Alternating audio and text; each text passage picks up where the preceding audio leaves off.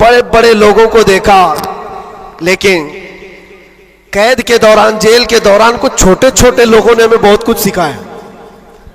गुजरात के एक छोटे से गांव का रहने वाला कैदी आ गया था, मानसिक संतुलन बिगड़ा हुआ था। घर वाले भी चाहते थे अंदर ही रहे, छुड़ाना भी नहीं चाहता था कोई, उठा पटक ज्यादा करता था, जवान था और अंदर रहा।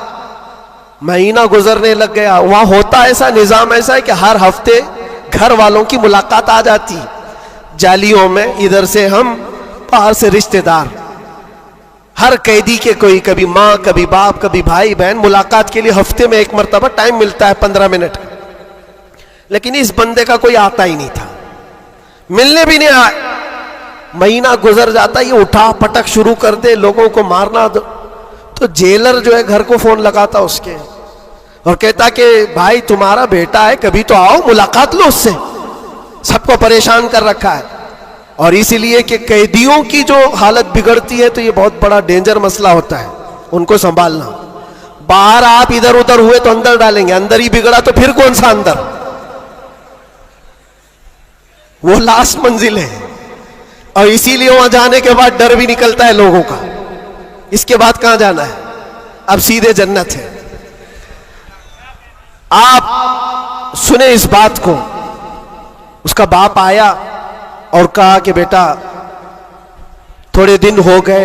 इसने पूछा कब छुड़ाओगे मुझे, बेल कब होगी? छोटे से केस थे। कहा इस मंडे को जो है तुम्हारी बेल रख दूंगा, छूट जाओगे, इस मंडे को निकल जाओगे। वो आया, सब बैठे हुए थे, खुशी से ऐलान करता मंडे को मैं चला जाऊंगा, मंडे को छूट जाऊंगा। मंडे आया, ट्यूसडे आया, वेडनेसडे आया, फिर हफ्ता, 2 हफ्ते उसका बाप आया ही नहीं।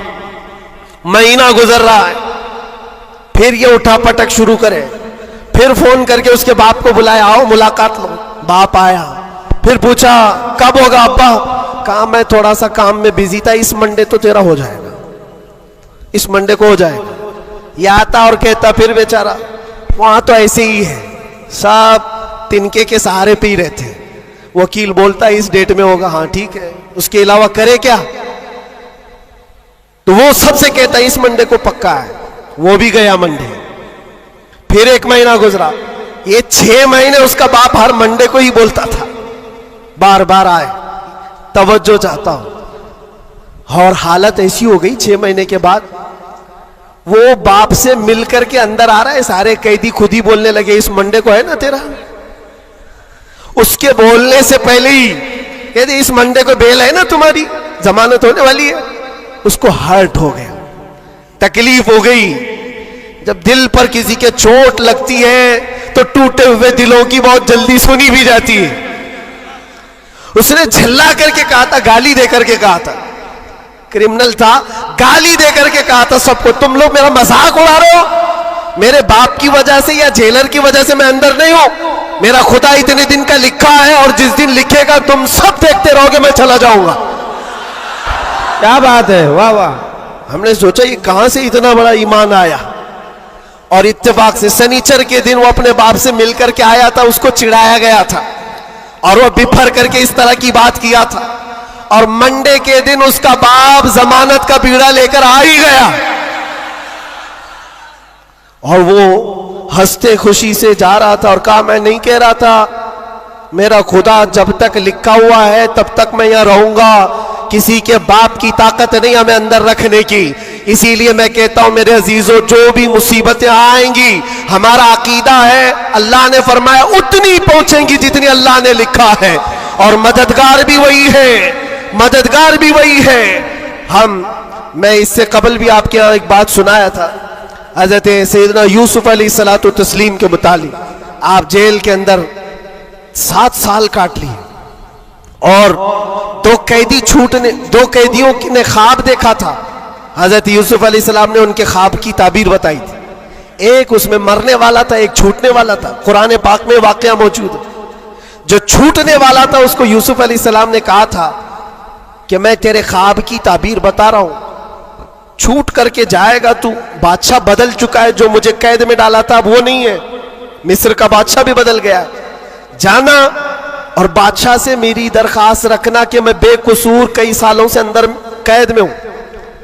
ये कैदी अपने ख्वाब की ताबीर के मुताबिक ही, उसने ख्वाब देखा था, उसकी ताबीर के मुताबिक छूट गया। और जेल से छूटने वाला सब भूल भी जाता है, पलट के दरवाजा भी नहीं देखता, कौन है क्या है सब भूल जाता है। और वो भी गया बेचारा, सब भूल गया। और बादशाह के सिपाहियों में ने मुसाहिबीन में खास लोगों में शामिल हो गया। लेकिन उसको वो बात याद नहीं आई यूसुफ अलैहिस्सलाम ने क्या कहा था। यूसुफ अलैहिस्सलाम की जो दरखास्त थी बादशाह के पास, वो भूल गया। और बाज रिवायतों में फिर 7 साल गुजर गए बिना किसी गलती और कसूर के। यूसुफ अलैहिस्सलातु तस्लीम एक दिन रब ताला की बारगाह में रो पड़े, कहा है मालिकुल मुल्क या ज़ल जलाली वल इकराम, तेरा ये बंदा बेकसूर कब तक ये दरवाजों के अंदर कैद रहेगा? क्या मेरे लिए दरवाजे अब खुलेंगे नहीं? तो जानते हो ये ऐसा मकाम है।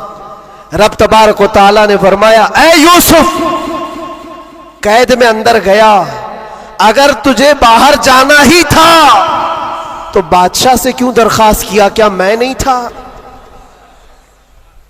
ये नबियों के लिए है मेरे अजीजों, आला ईमान है। हजरत यूसुफ अलैहिस्सलाम इस पर फूट फूट कर रोते रहे। हमारा भी यही हाल होना चाहिए। एक बात मुझे अल्लाह तबारक व तआला का इनाम है, मैं ये अर्ज करता हूं यहां पर गुफ्तगू, मैं जो चीजें शुरू किया था इसको यहां स्टॉप करता हूं। सारे लोगों ने दुआएं की, मुझे पता है। और सबसे ज्यादा मैंने हुजूर ताजुश शरिया को और हुजूर अमीन मिल्लत को ख्वाब में बार बार देखा। और हजरत अभी मुझसे कहा था कि हम सब परेशान थे, बहुत दुआएं करते थे।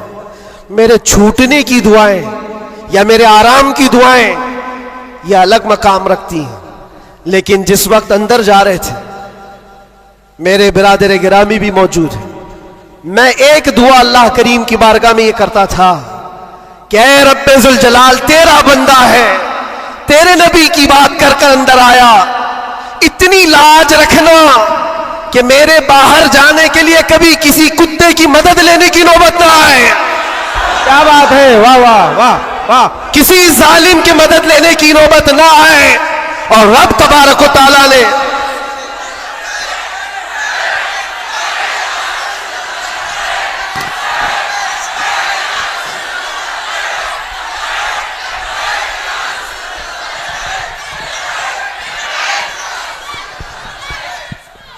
इस बात की वजाहत भी कर दूं, बहुत बड़ी जिम्मेदार शख्सियत मौजूद है, मेरे अल्फाज का मैं जिम्मेदार हूं जो कुछ कह रहा हूं।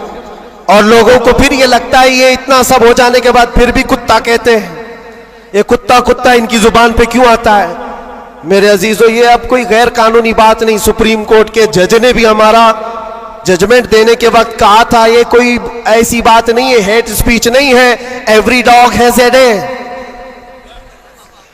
हर कुत्ते का एक दिन होता है। हमने तो थोड़ा सा कहा था, उन्होंने बहुत कहा है। तो ये जो भी मैं कहूंगा अब सुप्रीम कोर्ट के एतबार से कहूंगा। और फिर मैं अभी तक तो कभी वो शेर को दोहराया भी नहीं, क्योंकि मैंने देखा है 5 साल के 6 साल के बच्चे सामने खड़े होकर के वही दोहरा रहे हैं। वाह वाह वाह। बल्कि मैंने तो ये भी देखा, अंदर कैदियों को जब बहुत ज्यादा तकलीफ देता था कोई, तो कहता था वही बात। वाह वाह। आज वक्त है तुम्हारा। क्या बात है। हर जगह पर खाना सही नहीं मिल रहा है तो भी वो कैदी ही पुकार कर कहते थे आज वक्त है, आज वक्त है। मेरे अजीजों, जितना ही तुम दबाओगे उतना ही वो उभरेगा।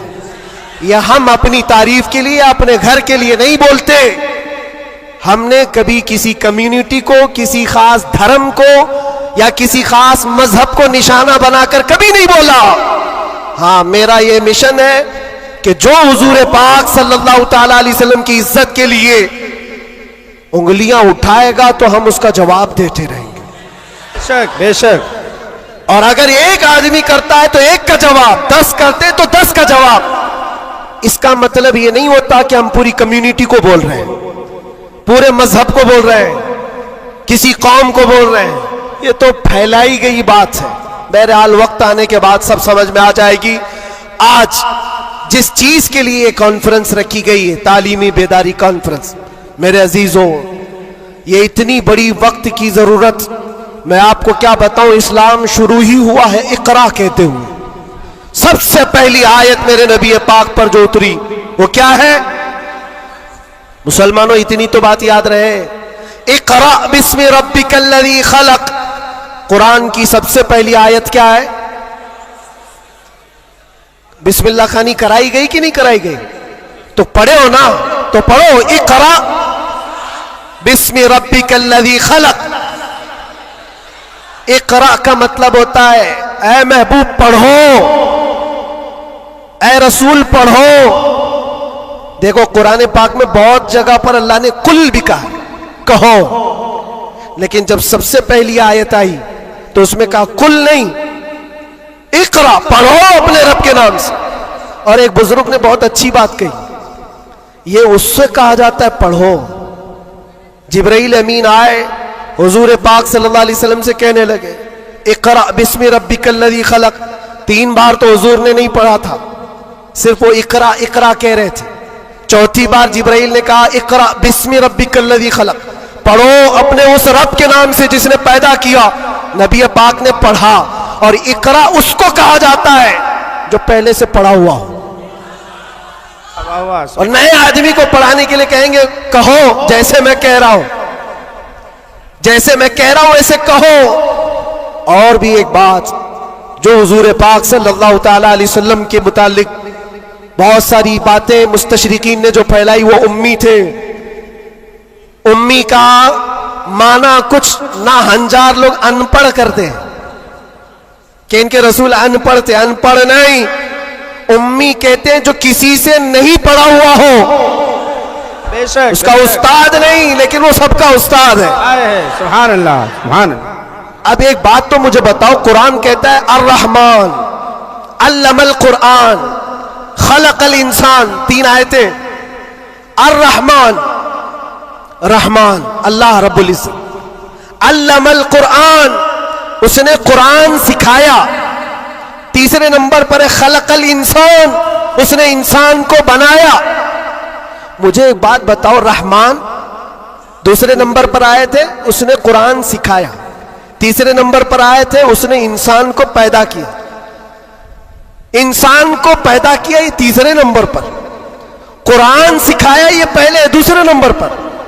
जब इंसान बाद में पैदा हुआ है तो कुरान सिखाया किसको? क्या बात है, वाह वाह।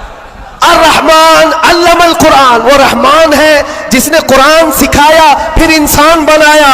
मुफस्सिरीन फरमाते हैं ये जो इंसान पैदा किया इससे मुराद आदम अलैहिस्सलाम है, और कुरान सिखाया इससे मुराद मोहम्मद रसूलुल्लाह।